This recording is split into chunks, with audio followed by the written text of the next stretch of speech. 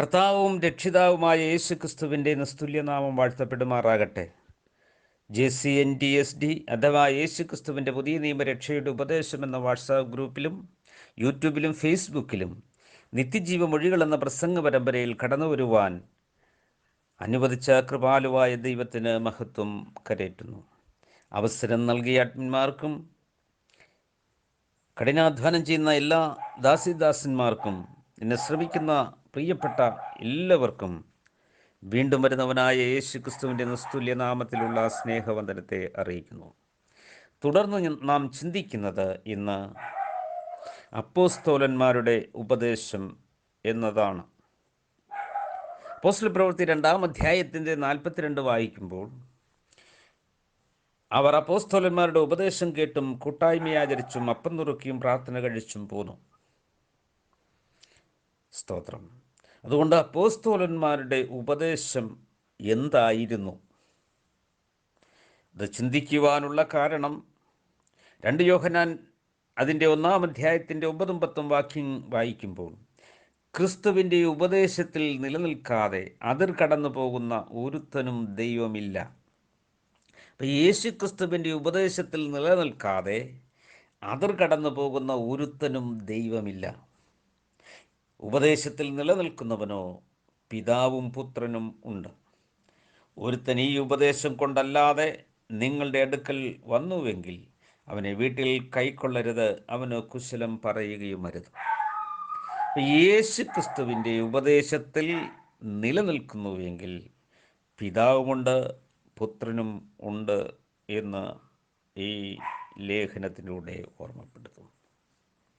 അതുകൊണ്ട് അപ്പോസ്തലന്മാർ ക്രിസ്തുവിൻ്റെ ഉപദേശമാണോ പറഞ്ഞത്? ഇതിനെക്കുറിച്ചുള്ള ഒരു വിചിന്തനമാണ് ഇന്ന് നാം ഇവിടെ പങ്കുവയ്ക്കുന്നത്. യേശു ക്രിസ്തുവിൻ്റെ മരണത്തിന് ശേഷം, ഉയർത്തെഴുന്നേൽപ്പിന് ശേഷം കർത്താവ് നൽകിയ അന്ത്യകൽപ്പന ഇങ്ങനെയായിരുന്നു. മത്തായി സുവിശേഷം 28-ാം അധ്യായത്തിൻ്റെ 18 മുതലുള്ള വാക്യങ്ങൾ വായിക്കുമ്പോൾ, യേശു അടുത്തു ചെന്നു, സ്വർഗത്തിലും ഭൂമിയിലും സകല അധികാരവും എനിക്ക് നൽകപ്പെട്ടിരിക്കുന്നു. ആകയാൽ നിങ്ങൾ പുറപ്പെട്ടു പിതാവിൻ്റെയും പുത്രൻ്റെയും പരിശുദ്ധാത്മാവിൻ്റെയും നാമത്തിൽ സ്നാനം കഴിപ്പിച്ചും ഞാൻ നിങ്ങളോട് കൽപ്പിച്ചതൊക്കെയും പ്രമാണിപ്പാൻ തക്കവണ്ണം ഉപദേശിച്ചും കൊണ്ട് സകല ജാതികളെയും ശിഷ്യരാക്കിക്കൊള്ളുവിൻ.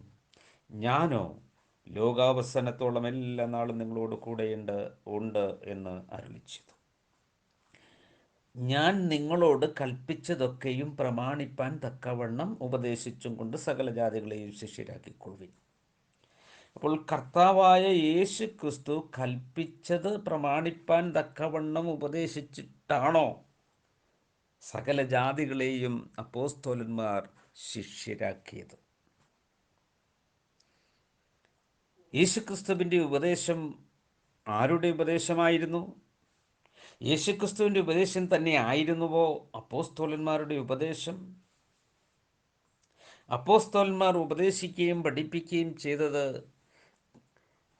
എന്തായിരുന്നു എന്നുള്ള വിഷയത്തെ ആധാരമാക്കിയാണ് നാം ചിന്തിച്ചു വരുന്നത്. യോഹന്നാൻ എഴുതിയ സുവിശേഷം അതിൻ്റെ 12-ാം അധ്യായത്തിൻ്റെ 49-ഉം 50-ഉം വാക്യങ്ങൾ വായിക്കുമ്പോൾ അവിടെ ഇങ്ങനെ എഴുതിയിരിക്കുന്നു: ഞാൻ സ്വയമായി സംസാരിച്ചിട്ടില്ല, എന്നെ അയച്ച പിതാവ് തന്നെ ഞാൻ ഇന്നത് സംസാരിക്കണമെന്ന് കൽപ്പന തന്നിരിക്കുന്നു. യേശു ക്രിസ്തു സ്വയമായിട്ടല്ല സംസാരിച്ചത്, പിതാവ് ഇന്നത് സംസാരിക്കണമെന്ന് കൽപ്പന കൊടുത്തിട്ടുള്ളത് കൊണ്ട് അവൻ്റെ കൽപ്പനയാണ് യേശു ക്രിസ്തു സംസാരിച്ചത്. അവൻ്റെ കൽപ്പന നിത്യജീവനെന്ന് ഞാൻ അറിയുന്നു. സ്തോത്രം. ഏറ്റവും പ്രധാനപ്പെട്ടതായ അതിൻ്റെ ഉദ്ദേശം എന്ന് പറയുന്നത് നിത്യജീവൻ പ്രാപിക്കുക എന്നുള്ളതാണ്. ആകയാൽ ഞാൻ സംസാരിക്കുന്നത് പിതാവ് എന്നോട് അരുളി ചെയ്തതുപോലെ തന്നെ സംസാരിക്കുന്നു. അപ്പോൾ ദൈവമായ കർത്താവ് അല്ലെങ്കിൽ പിതാവായ ദൈവം യേശു ക്രിസ്തുവിനോട് സംസാരിച്ചത് തന്നെയാണ്, അല്ലെങ്കിൽ കൊടുത്തിരിക്കുന്ന കൽപ്പന തന്നെയാണ് യേശു ക്രിസ്തു സംസാരിച്ചത്. അതുകൊണ്ടാണ് ഞാൻ പിതാവിലും പിതാവ് എന്നിലും വസിച്ചുകൊണ്ടാണ് ഞാൻ ഈ പ്രവൃത്തി ചെയ്യുന്നത്. യേശുക്രിസ്തു ഞാനും പിതാവും ഒന്നാകുന്നു. സ്തോത്രം. അപ്പോൾ പ്രവാചകന്മാരിൽ ആത്മാവ് വസിച്ച് സംസാരിച്ച തിരുവെഴുത്തുകൾക്ക് ആധാരമായി യേശുക്രിസ്തു സ്തോത്രം സംസാരിക്കുന്നു. യേശുക്രിസ്തുവിൻ്റെ കൽപ്പനകൾ ഉപദേശിച്ച് സ്തോത്രം ശിഷ്യരാക്കുക എന്നുള്ളതാണ് കർത്താവിൻ്റെ ഉദ്ദേശം. അപ്പോസ്തലന്മാർ സംസാരിച്ചെന്ന ക്രിസ്തുവിൻ്റെ കൽപ്പനകൾ ഉപദേശിച്ച് സകല ജാതികളെയും ശിഷ്യരാക്കിക്കൊള്ളുവാനാണ് പറഞ്ഞത്. ക്രിസ്തുവിൻ്റെ മരിച്ച് അടക്ക പുനരുത്ഥാനത്തിന് ശേഷം 40 നാൾ മാത്രമല്ല, ലോകാവസാനത്തോളം കൂടെ ഇരുന്നു കൊണ്ട് അവരെ ഉത്ബോധിപ്പിക്കുകയും പഠിപ്പിക്കുകയും ചെയ്തു എന്നുള്ളതാണ്. യേശു ക്രിസ്തുവിനോട് കൂടെ ദൈവം ഇരുന്നത് പോലെ അപ്പോസ്തലന്മാരോട് കൂടെ യേശു ഇരുന്നു എന്നുള്ളതാണ് ഒന്നാമത്തെ സത്യം. യേശു ക്രിസ്തുവിൻ്റെ ഉപദേശം എന്തായിരുന്നു? അത് ഒരു വിഷയത്തെ മാത്രം ആധാരമാക്കിയാണ് അല്പമായി നാം ഇന്ന് ചിന്തിക്കുന്നത്. മത്തായി എഴുതിയ സുവിശേഷം അതിൻ്റെ 4-ാം അധ്യായത്തിൻ്റെ 17 അന്നു മുതൽ യേശു സ്വർഗരാജ്യം സമീപിച്ചിരിക്കയാൽ മാനസാന്തരപ്പെടുവിനെന്ന് പ്രസംഗിച്ച് തുടങ്ങി. അപ്പോൾ യേശു ക്രിസ്തു മാനസാന്തരം എന്നുള്ളതായ വിഷയമാണ് അന്നു മുതൽ യേശു ക്രിസ്തു പ്രസംഗിച്ച് തുടങ്ങിയത് എന്ന് കാണുവാൻ കഴിയും. താഴെ എഴുതിയ സുവിശേഷം 3-ാം അധ്യായത്തിൽ സ്വർഗരാജ്യം സമീപിച്ചിരിക്കയാൽ മാനസാന്തരപ്പെടുവിൻ. യോഹന്നാൻ വിളിച്ചു പറഞ്ഞു. അതുപോലെ യോഹന്നാൻ പറഞ്ഞതായിരിക്കുന്ന പാപമോചനത്തിനുള്ള മാനസാന്തര സ്നാനം പ്രസംഗിച്ചു എന്ന് മത്തായി സുവിശേഷം 3-ാം അധ്യായത്തിൻ്റെ 1 മർക്കോസ് 1:4 ലൂക്കോസ് 3:1-1:77 നാം വായിക്കുമ്പോൾ ഇതിൽ നമുക്ക് കാണുവാൻ കഴിയും. ഇവിടെ നാം ചിന്തിക്കുന്നത് മാനസാന്തരം എന്നുള്ള വിഷയം യേശു ക്രിസ്തു സംസാരിച്ച് അല്ലെങ്കിൽ കൽപ്പിച്ച പിതാവായ ദൈവം കൽപ്പിച്ച വിഷയം തന്നെയായിരുന്നു അപ്പോസ്തലന്മാരും സംസാരിച്ചത്. അവർ ആ അതിർ വിട്ട് കടന്നുപോയോ? അപ്പോസ്തലന്മാരുടെ ഉപദേശം യേശു ക്രിസ്തുവിൻ്റെ ഉപദേശം തന്നെയായിരുന്നോ എന്നുള്ളതാണ് നാം ഇന്ന് ചിന്തിച്ചു വരുന്നത്. സ്തോത്രം. മാനസാന്തരം, റിപ്പൻറ്റൻസ് അല്ലെങ്കിൽ എന്ന പദത്തിന് മനസ്സിൻ്റെ മാറ്റം എന്നാണ് അർത്ഥം. സ്തോത്രം. അപ്പോൾ മാനസാന്തരം എന്ന പദത്തിന് മനസ്സിൻ്റെ മാറ്റം എന്നർത്ഥം വരുന്നു. ഒന്നാമതായി നാഹം എന്ന എബ്രയ പദം പഴയ നിയമത്തിൽ ഏതാണ്ട് 35 പ്രാവശ്യം കാണുന്നു. അതിൻ്റെ അർത്ഥം അനുതപിക്കുക എന്നതാണ്. രണ്ടാമത് ഷൂ എന്ന എബ്രയ പദം സ്തോത്രം, അതിൻ്റെ അർത്ഥം പിന്തിരിയുക, ദൈവത്തിങ്കലേക്ക് തിരിയുക, യഥാസ്ഥാനപ്പെടുക എന്നതാണ് അർത്ഥം. യെശയ്യാപ്രവചനം 55-ാം അധ്യായത്തിൻ്റെ 6-7 വാക്യങ്ങൾ വായിക്കുമ്പോഴും 80-ാം സങ്കീർത്തനം 3:7-19 വായിക്കുമ്പോഴും യിരെമ്യാപ്രവചനം 31:18-20 വായിക്കുമ്പോൾ നമുക്ക് ഇതിൽ നിന്ന് ഇത് വ്യക്തമായി മനസ്സിലാക്കുവാൻ കഴിയും. ദുഷ്ടൻ തൻ്റെ വഴിയെയും നീതി കെട്ടവൻ തൻ്റെ വിചാരങ്ങളെയും ഉപേക്ഷിച്ച് യഹോവയിലേക്ക് തിരിയട്ടെ. അവൻ അവരോട് കരുണ കാണിക്കും. നമ്മുടെ ദൈവത്തിങ്കിലേക്ക് തിരിയട്ടെ, അവൻ ധാരാളം ക്ഷമിക്കും. ദുഷ്ടൻ തൻ്റെ വഴിയെയും നീതി കെട്ടവൻ തൻ്റെ വിചാരങ്ങളെയും ഉപേക്ഷിച്ച് യഹോവയിലേക്ക് തിരിയട്ടെ.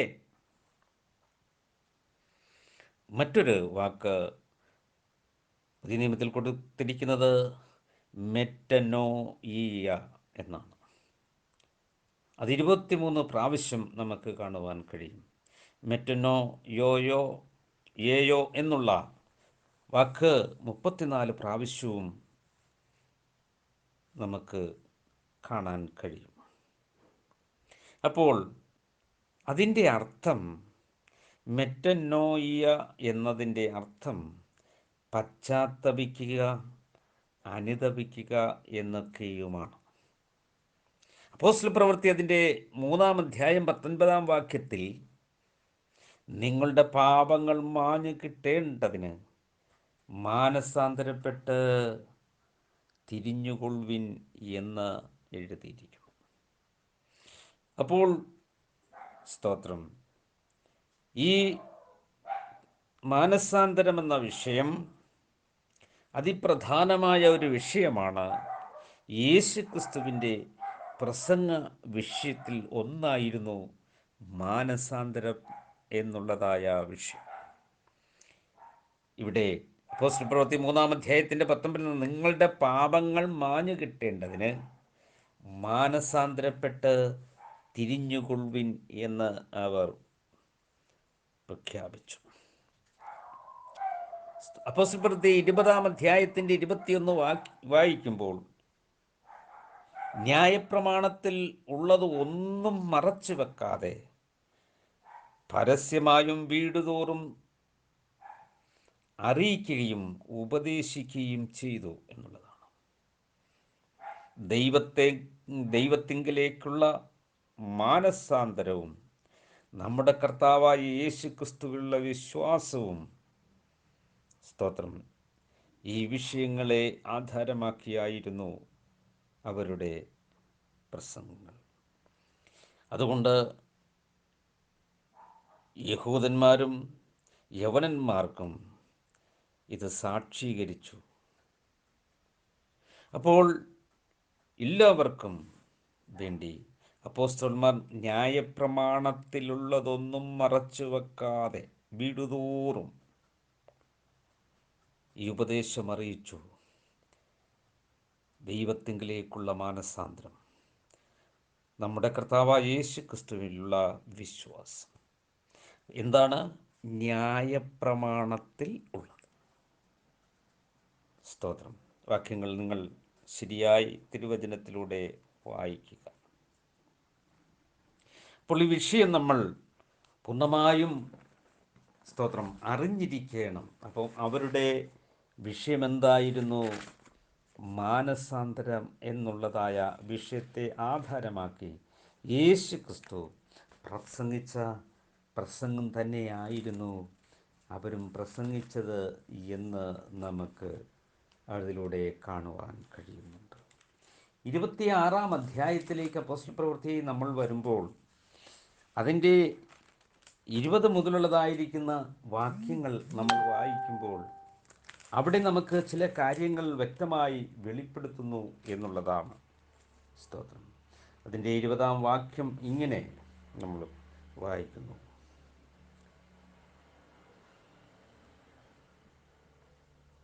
ആദ്യം ദമസ്കോസിലും യെരുശലേമിലും യഹൂദ്യ ദേശത്തെങ്ങും ഉള്ളവരോടും പിന്നെ ജാതികളോടും മാനസാന്തരപ്പെട്ട ദൈവത്തിങ്കലേക്ക് തിരിഞ്ഞ്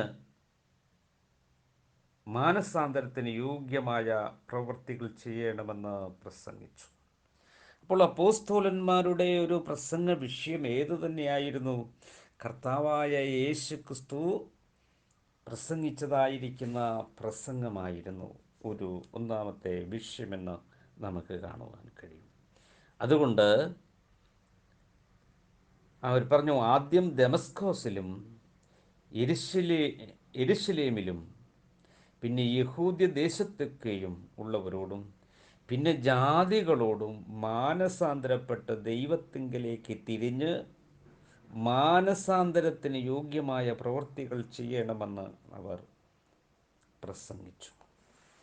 അപ്പോൾ അപ്പോസ്തലന്മാർ പ്രസംഗിച്ചതായ വിഷയം മാനസാന്തരം എന്നുള്ളതായ വിഷയമായി നമുക്ക് കാണുവാൻ കഴിയും.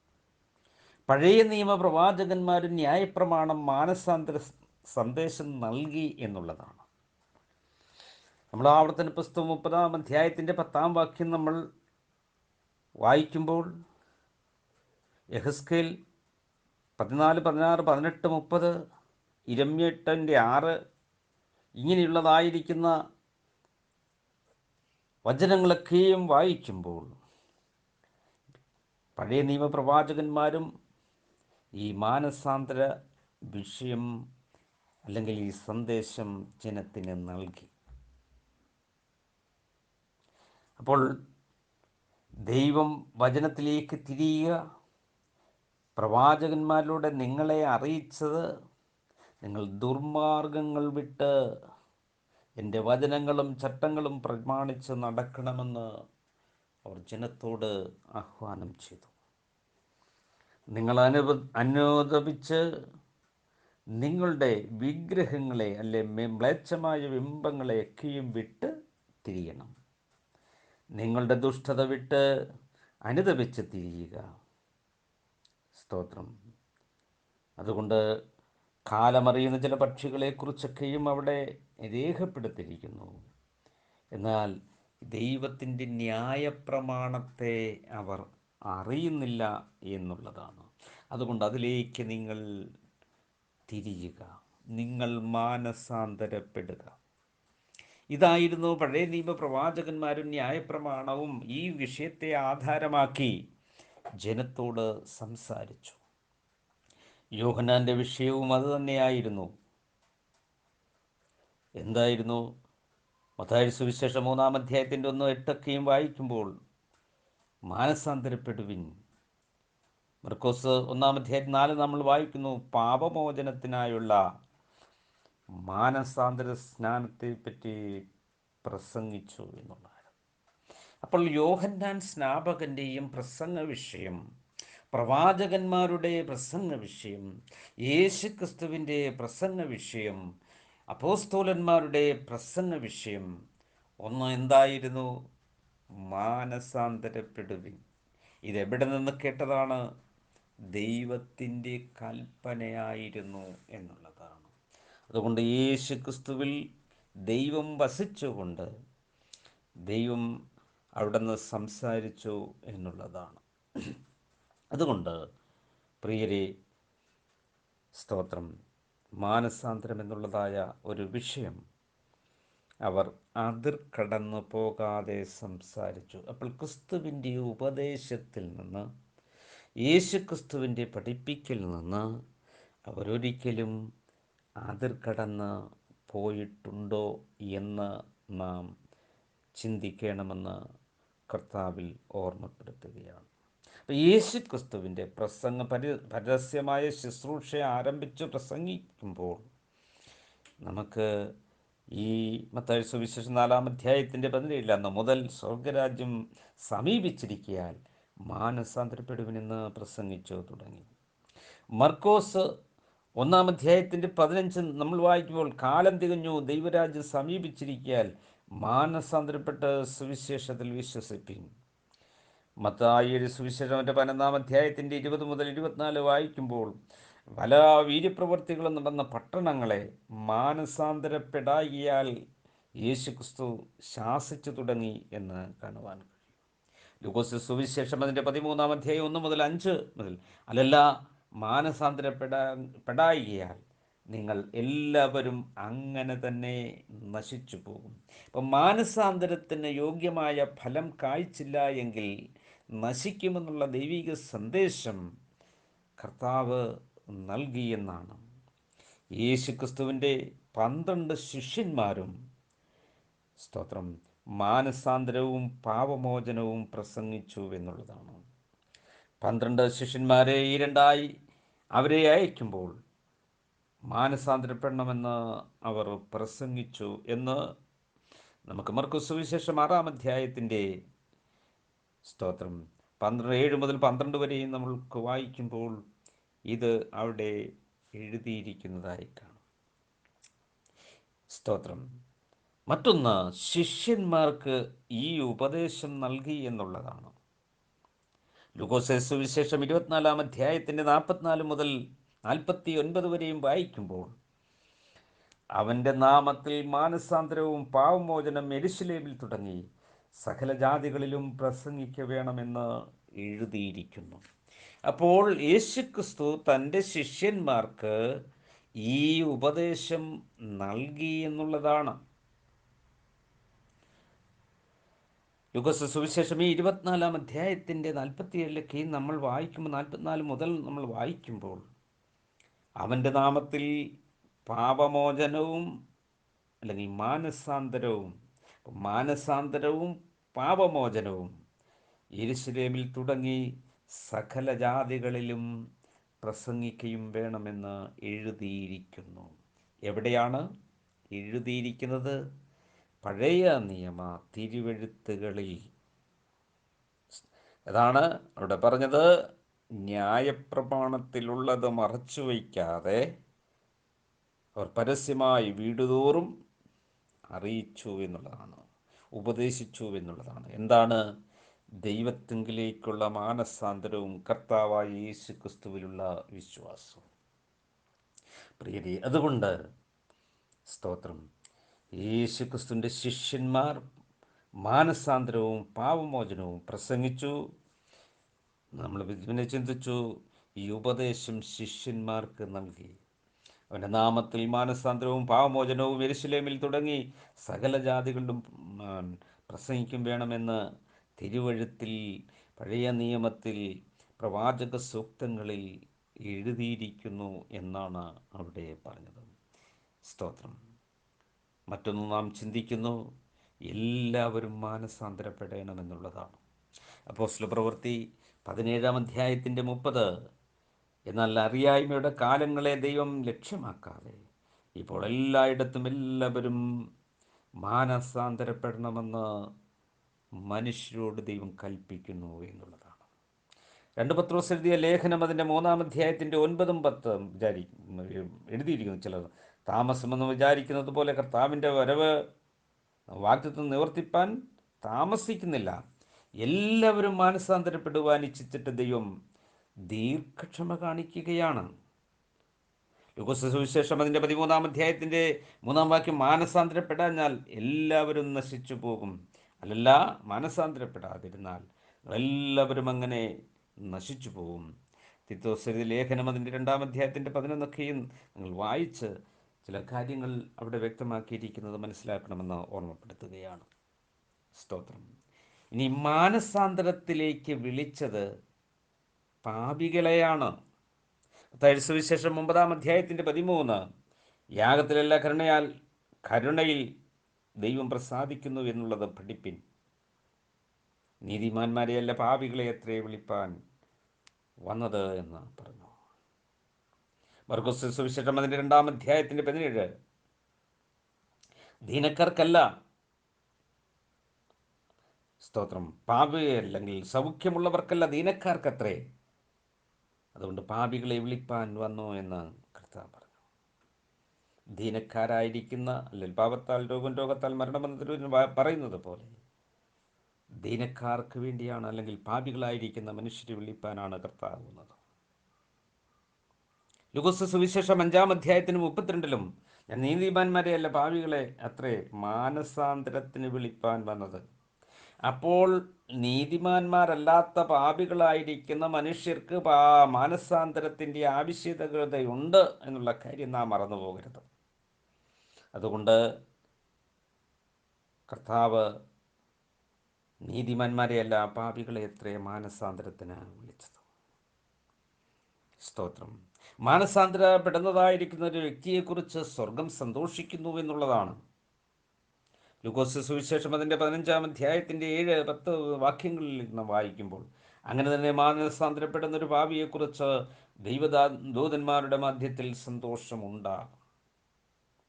സ്വർഗത്തിൽ ദൈവദൂതന്മാരുടെ ഇടയിൽ ഒക്കെയും വളരെ സന്തോഷം ഉണ്ട് എന്നുള്ളതാണ്. സ്തോത്രം. യെഹെസ്കേൽ പ്രവചനം അതിൻ്റെ 18-ാം അധ്യായത്തിൻ്റെ 23-ൽ വായിക്കുന്നു, ദുഷ്ടൻ്റെ മരണത്തിൽ എനിക്ക് അല്പമെങ്കിലും താല്പര്യമുണ്ടോ? അവൻ തൻ്റെ വഴികളെ വിട്ടുതിരിഞ്ഞ് ജീവിക്കണമെന്നല്ലയോ എൻ്റെ താല്പര്യം എന്ന് യഹോവയായ ദൈവത്തിൻ്റെ അരുളപ്പാട്. ദുഷ്ടൻ്റെ മരണത്തിൽ എനിക്ക് അല്പമെങ്കിലും താല്പര്യമുണ്ടോ? അവൻ തൻ്റെ വഴികളെ വിട്ടുതിരിഞ്ഞ് ജീവിക്കണമെന്നല്ലയോ ദൈവത്തിൻ്റെ താല്പര്യം എന്ന് സ്തോത്രം കൽപ്പിക്കുന്നു.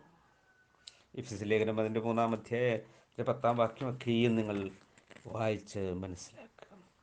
അപ്പോൾ മാനസാന്തരം, പാപമോചനം എന്നിവയുടെ പ്രസംഗം, സ്തോത്രം, ക്രൂശ്, പുനരുത്ഥാനം എന്നിവയുമായി ഉൾപ്പെട്ടിരിക്കുന്നു എന്നതാണ്. സ്തോത്രം. സ്തോത്രം. അപ്പോസ്തോലന്മാർ വിശ്വസ്തയോടുകൂടെ സ്തോത്രം ഇത് നിറവേറ്റി എന്നുള്ളതാണ്.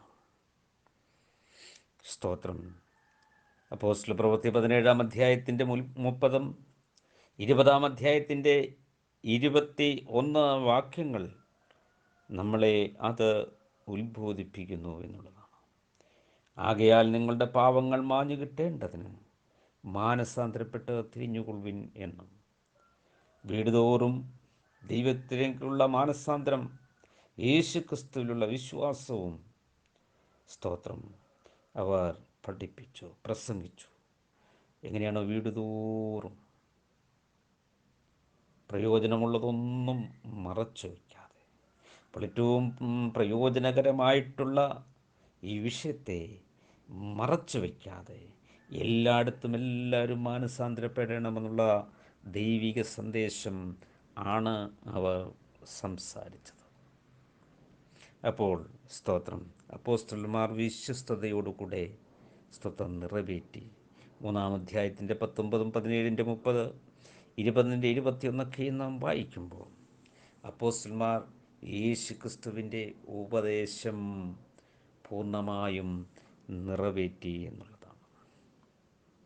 മറ്റൊന്ന് നാം ചിന്തിക്കുന്നത് ദൈവഹിതപ്രകാരമുള്ള ദുഃഖം മാനസാന്തരത്തിലേക്ക് നമ്മളെ നയിക്കുന്നു. സ്തോത്രം. അപ്പോൾ രക്ഷയ്ക്ക് വേണ്ടി ദൈവഹിതപ്രകാരമുള്ള ദുഃഖം നമ്മളെ രക്ഷയിലേക്ക് നയിക്കുന്നു. അതിന് മാനസാന്തരത്തിന് ആയി. ഹല്ലേലൂയ, സ്തോത്രം. അപ്പം മാനസാന്തരം എന്നുള്ളതായ വിഷയം അതിപ്രധാനമായ ഒരു വിഷയമാണെന്നുള്ള കാര്യം നാം മറന്നു പോകരുത്. അപ്പോൾ ദൈവഹിതപ്രകാരമുള്ള ദുഃഖം രക്ഷയിലേക്ക് നയിക്കുന്നു എന്ന സ്തോത്രം മാനസാന്തരം നമുക്കിൽ മേൽ ഉളവാക്കുന്നു. അപ്പോൾ രക്ഷയിലേക്ക് നയിക്കുന്ന മാനസാന്തരം നമ്മൾ ഉളവാക്കുന്നു എന്നുള്ളതാണ്. സ്തോത്രം. അതുകൊണ്ട് ഹല്ലേലൂയ, അതല്ലെങ്കിൽ ദൈവഹിതപ്രകാരമുള്ള ദുഃഖ മാനസാന്തരത്തിലേക്ക് നമ്മളെ നയിക്കുന്നു. സ്തോത്രം. 2 കൊരിന്ത്യ ലേഖനത്തിൻ്റെ 7-ാം അധ്യായത്തിൻ്റെ 10-ാം വാക്യം ആണ് അത്. സ്തോത്രം. ഇനി വിശ്വാസിയും മാനസാന്തരപ്പെടണം. റോമാലേഖനം അതിൻ്റെ 12-ാം അധ്യായം 2 കൊരിന്ത്യർ 7-ാം അധ്യായത്തിൻ്റെ 9 മുതൽ 10 വരെയുള്ള വാക്യങ്ങൾ, ലൂക്കോസ് 17, 3-4 വാക്യങ്ങൾ ഒക്കെയും സ്തോത്രം അവിടെ എഴുതിയിരിക്കുന്ന, അവിടെ നമ്മളെ ഓർമ്മപ്പെടുത്തുന്നത് എന്താണ്? വിശ്വാസിയും സ്തോത്രം മാനസാന്തരപ്പെടണം. അതുകൊണ്ട് ദൈവഹിതം അല്ലെങ്കിൽ ഹല്ലേലൂയ, സ്തോത്രം, പൂർണ്ണതയുള്ള ദൈവഹിതം ഇന്നതെന്ന് തിരിച്ചറിഞ്ഞ് മനസ്സ് പുതുക്കി രൂപാന്തരപ്പെടുവാൻ സ്തോത്രം തൻ്റെ ഹല്ലേലൂയ ഭക്തന്മാരോട് ദൈവം സംസാരിക്കുന്നതായി കാണാം. ദൈവഹിതപ്രകാരമുള്ള ദുഃഖം നമ്മളെ മാനസാന്തരത്തിലേക്ക് നയിക്കും. സഹോദരൻ പിഴച്ചാൽ അവനെ ശാസിക്കുക. സ്തോത്രം. മാനസാന്തരപ്പെട്ടാൽ അവനോട് ക്ഷമിക്കുക. സ്തോത്രം. അതൊരു ദിവസത്തിൽ 7 വട്ടമായാൽ പോലും എന്ന് അവിടെ എഴുതിയിരിക്കുന്നു. അതുകൊണ്ട് വിശ്വാസിയും മാനസാന്തരപ്പെടണമെന്ന് നമുക്ക് കാണുവാൻ കഴിയും. വീണ്ടും നാം ചിന്തിക്കുന്നത് പിന്മാറ്റക്കാർ ദൈവപുത്രനെ തങ്ങൾക്ക് തന്നെ ക്രൂശിക്കുന്നവരാകിയാൽ അവരെ മാനസാന്തരത്തിലേക്ക് പുതുക്കുവാൻ കഴിയുന്നതല്ല. എബ്രായലേഖനം 6-ാം അധ്യായത്തിൻ്റെ 5, 6 വാക്യങ്ങൾ വായിക്കും.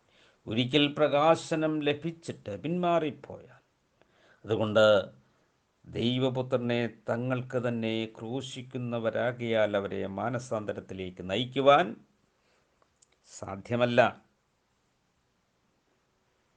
പ്രിയരെ, ദൈവത്തിൻ്റെ ആത്മാവിൻ്റെ സ്തോത്രം അനുഭവങ്ങൾ ഒക്കെയും ലഭിക്കപ്പെട്ടവരായിരിക്കുന്ന വ്യക്തികൾക്ക് അതിന് സാധ്യമല്ല എന്ന് എബ്രായലേഖനം 6-ാം അധ്യായത്തിൻ്റെ 5, 6 വാക്യങ്ങൾ വായിക്കും. സ്തോത്രം. ഈ മാനസാന്തരം നൽകുന്നത് നമ്മുടെ പ്രാപ്തിക്ക് ദൈവമാണ്. സ്തോത്രം. രക്ഷയ്ക്കായി നൽകുന്നത്. അപ്പോസ്തല പ്രവൃത്തി അതിൻ്റെ 11-ാം അധ്യായത്തിൻ്റെ 18, 2 തീമോഥെയോസ് 2:25 നാം വായിക്കുക. അപ്പോൾ മാനസാന്തരത്തിന് നൽകി നമ്മളെ ജീവപ്രാപ്തിയിലേക്ക് രക്ഷയ്ക്കായി നയിക്കുന്നത് അത് ദൈവം നൽകുന്നതാണെന്നുള്ള കാര്യം ഓർമ്മപ്പെടുത്തുന്നു. സ്തോത്രം. സത്യത്തിൻ്റെ പരിജ്ഞാനം, സ്തോത്രം, നമുക്ക് ലഭിച്ച ശേഷം, സ്തോത്രം, അതുകൊണ്ട് പിന്നെയും അവിടെ എഴുതിയിരിക്കുന്നു, സത്യത്തിൻ്റെ പരിജ്ഞാനത്തിനായ മാനസാന്തരം ദൈവം നൽകുന്നു. അപ്പോൾ സത്യത്തിൻ്റെ പരിജ്ഞാനത്തിനായ മാനസാന്തരം ദൈവം എന്ത് ചെയ്യുന്നു? നൽകുന്നു എന്ന്. ഞാനല്ലാതൊരു ദൈവമില്ല, സകല ഭൂവാസികളും എങ്കിലേക്ക് നോക്കി രക്ഷപ്പെടുവിൻ. ഞാനല്ലാതൊരു രക്ഷിതാവുമില്ല എന്ന് യശയ്യാപ്രവചനം അതിൻ്റെ 45-ാം അധ്യായത്തിൻ്റെ 22-ാം വാക്യം നമ്മൾ വായിക്കുന്നു. സ്തോത്രം, സ്തോത്രം. ഇനി മറ്റൊന്നായി നാം ചിന്തിക്കുന്നു, വിശ്വസിക്കുകയും മാനസാന്തരപ്പെടുകയും വേണം. റോമാലേഖനം 12-ാം അധ്യായത്തിൻ്റെ 2 കൊരിന്ത്യർ 7-ാം അധ്യായത്തിൻ്റെ 9-10 വാക്യങ്ങളും ലൂക്കോസ് 17-3-4 വാക്യങ്ങളൊക്കെയും നമ്മൾ വായിക്കുന്നതിൽ നിന്ന് നമുക്ക് മനസ്സിലാക്കുന്നത് വിശ്വസിക്കുകയും മാനസാന്തരപ്പെടുകയും വേണം. സ്തോത്രം. വീണ്ടും നാം ചിന്തിക്കുന്നത്, മാനസാന്തരത്തിലേക്ക് നമ്മെ നയിക്കുന്നത് ദൈവത്തിൻ്റെ ദീർഘക്ഷമയാണ്. അപ്പോൾ മാനസാന്തരത്തിലേക്ക് നമ്മളെ നയിക്കുന്നത് ദൈവത്തിൻ്റെ ദീർഘക്ഷമയാണ്. 1 പത്രോസ് 3:20, 2 പത്രോസ് 3:9 നമ്മൾ വായിക്കുമ്പോൾ ദൈവത്തിൻ്റെ ദീർഘക്ഷമയാണ്. ഉൽപ്പത്തി പുസ്തകത്തിൽ 6-ാം അധ്യായം 3 മുതൽ 5 വരെയും നമ്മൾ ഉദാഹരണമായി കാണുമ്പോൾ ദൈവത്തിൻ്റെ ആത്മാവ് സദാകാലവും വാദിച്ചു കൊണ്ടിരിക്കുകയില്ല. മനുഷ്യൻ്റെ ദുഷ്ടത വലിയതെന്നും ഹൃദയവിചാരങ്ങളുടെ നിരൂപണം ദോഷമുള്ളതെന്നും കണ്ടു. സ്തോത്രം.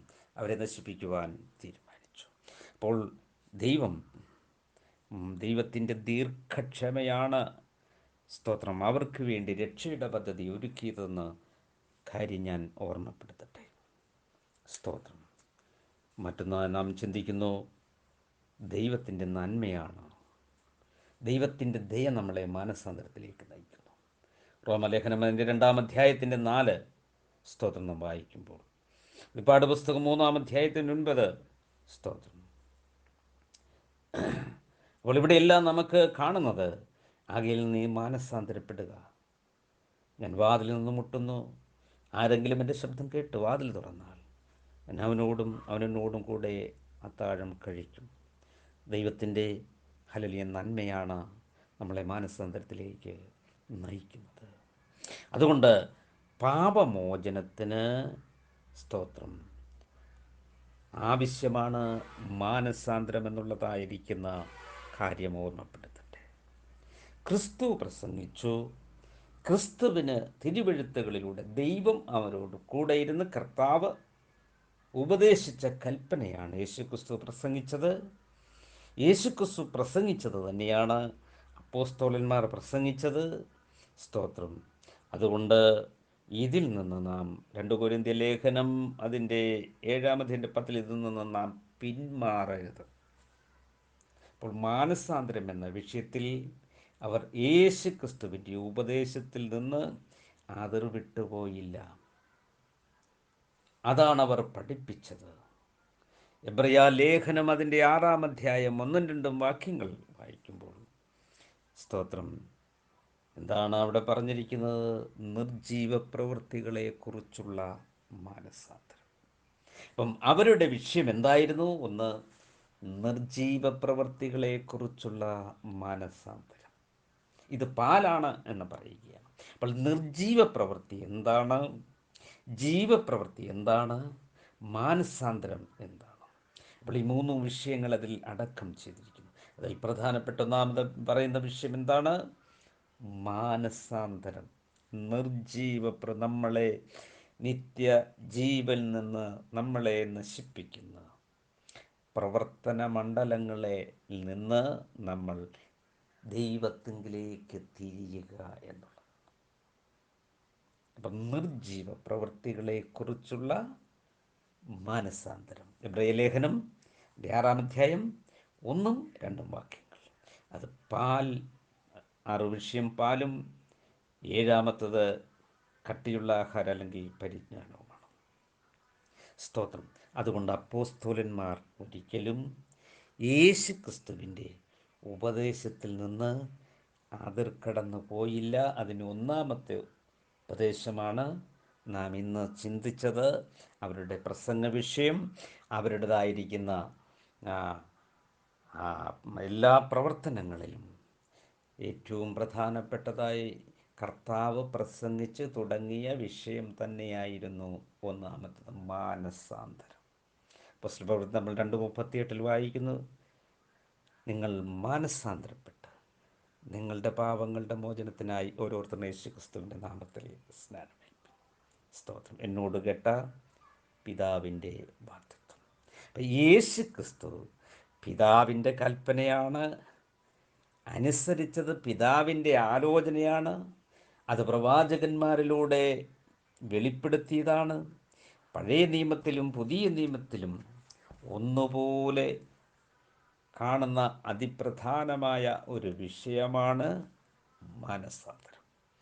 അപ്പോൾ സ്തോത്രം, ഇതിൽ നിന്ന് ഇന്ന് നാം ചിന്തിക്കുന്നത് ക്രിസ്തുവിൻ്റെ ഉപദേശത്തിൽ നിന്ന് അതിർ കടന്നു പോയോ അപ്പോസ്തലന്മാർ. ഒന്നാമതായി നാം ചിന്തിച്ചു. ഇനി വരും ദിവസങ്ങളിൽ ഓരോന്നോരോന്നായി സ്തോത്രം അപ്പോസ്തലന്മാരുടെ ഉപദേശം ക്രിസ്തുവിൻ്റെ ഉപദേശമായിരുന്നോ എന്ന് നമ്മൾ ഒന്ന് പരിശോധിക്കുകയും നമ്മുടെ വിശ്വാസം വർദ്ധിപ്പിക്കുകയും ചെയ്യണമെന്ന് ഓർമ്മപ്പെടുത്തുകയാണ്. അതുകൊണ്ട് ഞങ്ങൾ നിങ്ങളോട് അറിയിച്ചതിന് വിപരീതമായി ഞങ്ങളാകട്ടെ, സ്വർഗത്തിലെ ദൂതന്മാരാകട്ടെ, നിങ്ങളോട് സുവിശേഷം പറഞ്ഞാൽ ശപിക്കപ്പെട്ടവൻ. സ്തോത്രം. അവരുടെ ഉപദേശം അബദ്ധത്തിൽ നിന്നോ അശുദ്ധിയിൽ നിന്നോ വന്നതല്ല. സ്തോത്രം. അപ്പോസ്തലന്മാരുടെ ഉപദേശം കേൾക്കുന്നുവെങ്കിൽ ദൈവത്തിൻ്റെ കൽപ്പനകളെ അനുസരിക്കുന്നു, ദൈവത്തെ സ്നേഹിക്കുന്നു എന്ന് നമുക്ക് പിന്നീട്. അതുകൊണ്ട് അപ്പോസ്തലന്മാരുടെ വാക്കുകളെ കേൾക്കുന്നുവെങ്കിൽ അവർ ദൈവത്തെ സ്നേഹിക്കുകയും അനുസരിക്കുകയും ചെയ്യുന്നതാണ്.